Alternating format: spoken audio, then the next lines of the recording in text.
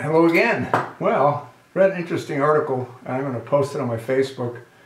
It's on a Drudge Report, and the title is Drudge Report Highlights Article on Marco Rubio saying he's ready to be president. Here's a snot-nosed junior senator that got sucked in by the Gang of Eight, and now he thinks he's ready to be president. Well, problem is he doesn't qualify to be president.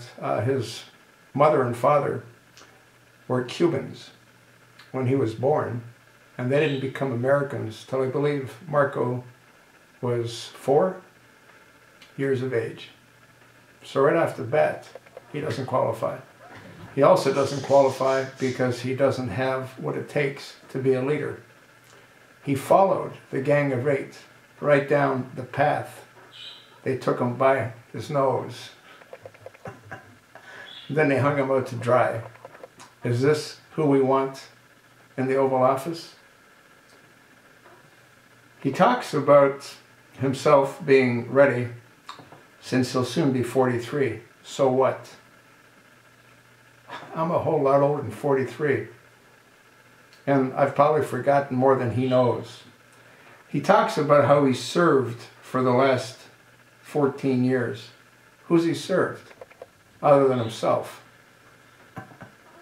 Yeah, I mean, the guy's a complete joke.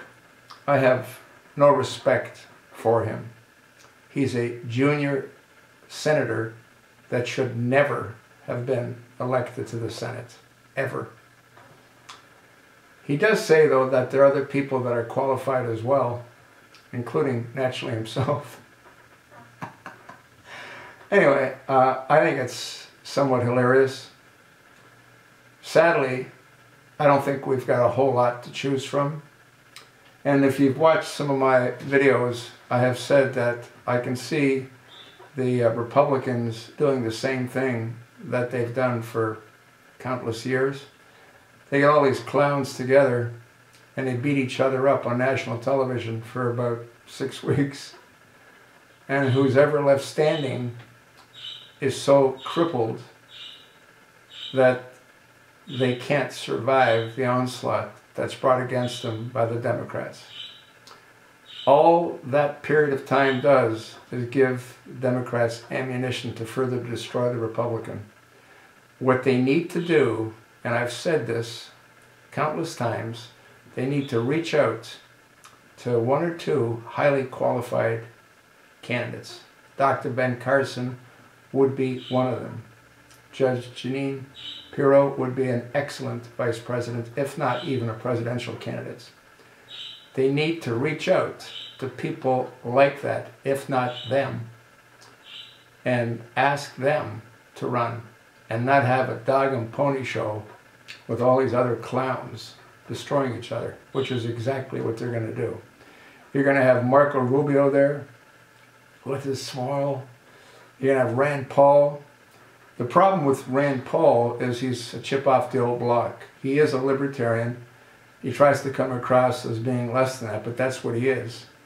And the country isn't ready for that.